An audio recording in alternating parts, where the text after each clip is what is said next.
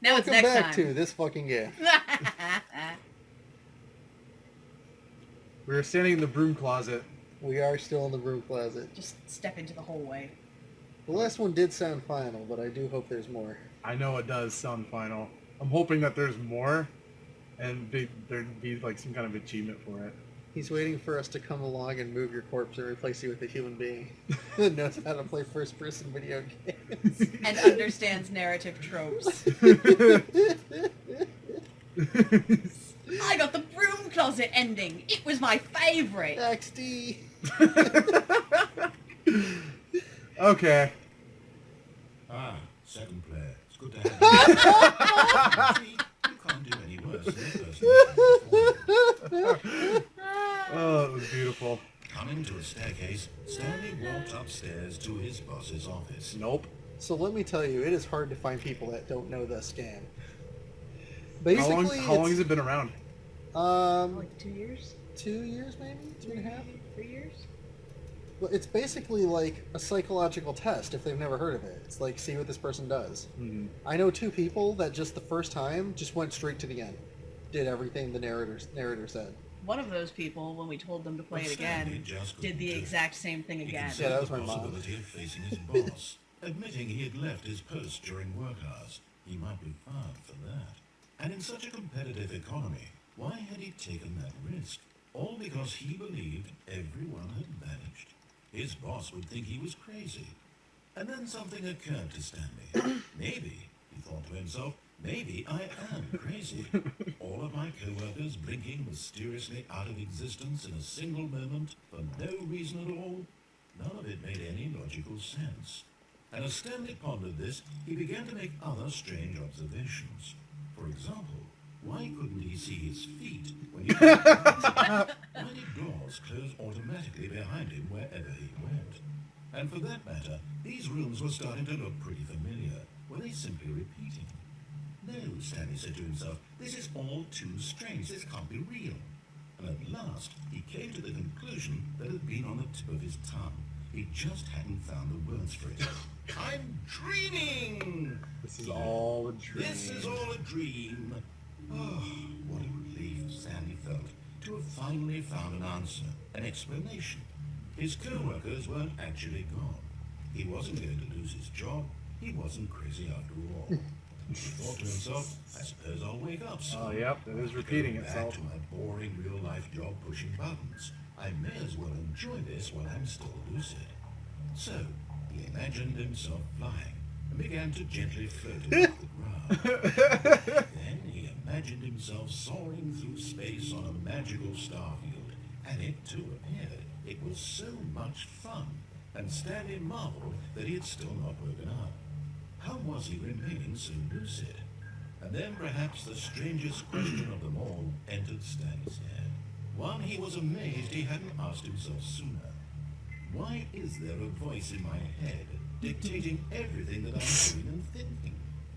Now the voice was describing itself being considered by Stanley, who found it particularly strange.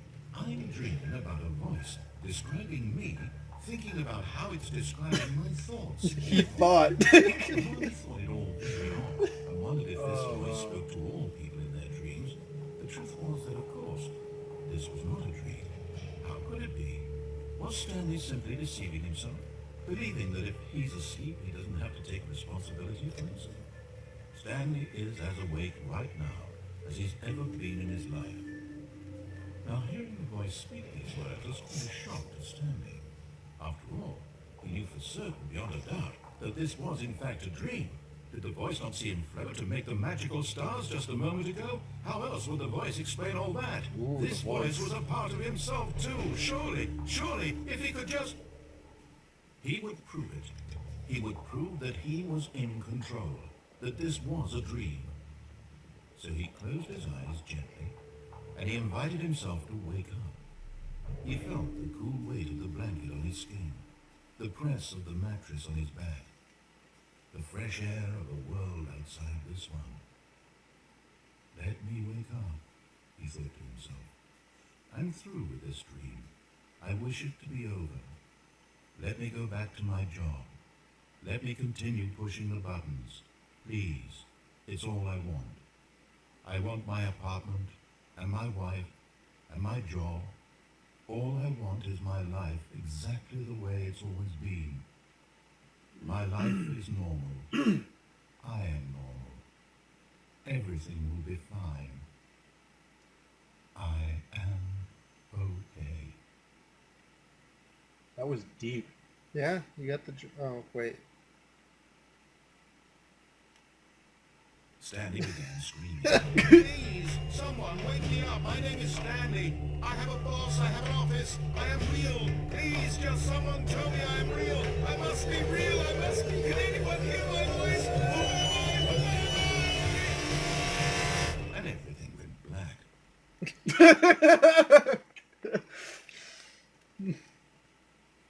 This is the story of a woman named Mariella. Okay. They woke up on a day like any other. She rose, got dressed, gathered her belongings, and walked to her place of work. But on this particular day, her walk was interrupted by the body of a man who had stumbled through town talking and screaming to himself. And though she would soon turn to go call for an ambulance, for just a few brief moments, she considered the strange man. He was obviously crazy. This much she knew. Everyone knows what crazy people look like. And in that moment, she thought to herself how lucky she was to be normal. I am sane. I am in control of my mind. I know what is real and what isn't. It was comforting to think this, and in a certain way, seeing this man made her feel Oh my better. god. Then she remembered the meeting she had scheduled for that day. The very important people whose impressions of her would affect her career, and by extension, the rest of her life. She had no time for this, so it was only a moment that she stood there, staring down at the body. And then she turned and ran.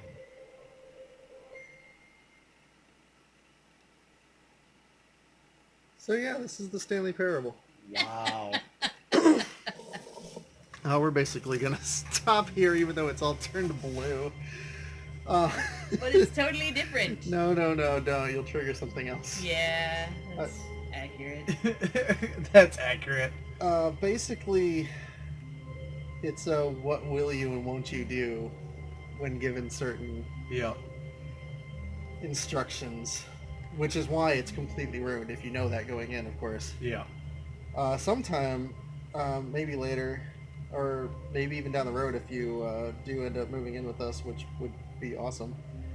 You can see what the other endings are Okay. now that you know it's a hunt for all the different endings game. That But is the pretty first awesome. time through, it's that, hey, what's this guy gonna do Yep. when given these choices and everything? That's awesome. All right. It's gonna be a slightly short episode, but it'll be way too long if we do another one. So Yep. go ahead and we'll call it here. All right. Farewell. Until the future. at The some future. point. The future.